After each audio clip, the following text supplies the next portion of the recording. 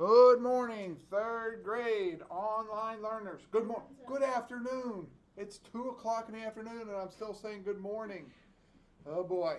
Okay, Lorenzo. We're doing really good here. We miss you and we're glad you're doing good at home. We are learning about ways to meet needs, plants meet their needs, and we are on pages 824 to 827. We have our websites to do also, to look at our websites and learn more about ways plants meet their needs. Um, Today we're kind of focusing on root support. So root supports are how the trees get their support to stay in the ground. I can tell you, Lorenzo, from personal experience, that I have a large Christmas tree in my backyard, a pine tree. And I guess I have about 7 or 8 of them. They're probably 20 feet tall now. Pine trees typically have fibrous roots, so they spread out over a large area. They are not a taproot that goes straight into the ground. They spread out over a large area. And during one particular windy rainstorm, my largest pine tree almost blew over. I went out the next morning and I looked, and it was leaning like this, almost into the neighbor's yard, which is not a good thing because that neighbor happens to be not Mr. DiNapoli, but Mr. DiNapoli's boss, the superintendent. What? So I did not want to hurt anybody's yard, especially the superintendent's. I called my friend Bob. I said, bring your truck and some big ropes. So he came over with his son Jake, and they hooked the truck up to the large tree, and they pulled it back into place. So it was like this, and they pulled it back.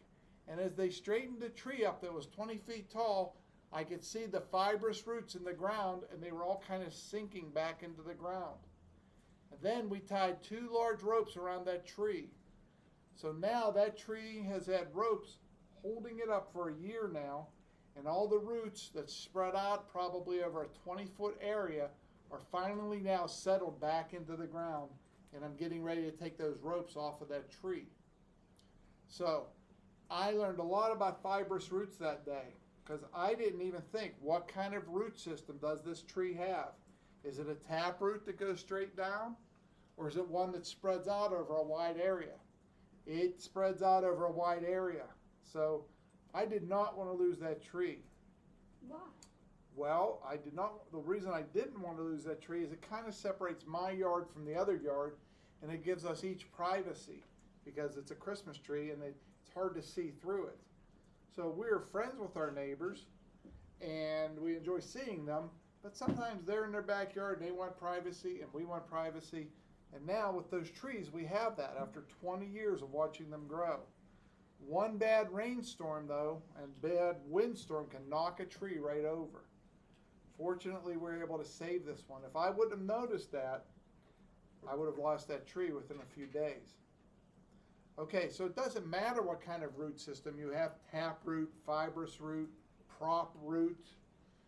If you get a bad enough storm, it can take out a tree. Okay? The trees in our book have buttress roots. One of them does anyway. A giant fig tree is held up by its buttress roots. The roots are above the ground. That kind of sounds like a funny name, buttress roots. But what they're saying is they're above ground. You can see them and they spread out. But you get to see the roots. Most trees, the roots are underground. And then we have prop roots that hold palm trees in midair. So there's different types of roots, tap root, buttress root, fibrous root, all these things, depending on what kind of tree you are and where you live, you might see a tree with different types of roots. Tomorrow we're going to learn about spreading seeds and how seeds, they want to get away from their parent plant. They don't want to be near it. Does anybody know why a seed doesn't want to be near it? Levi. Or else the mom or dad plant will probably take all the nutrients and water. Yep.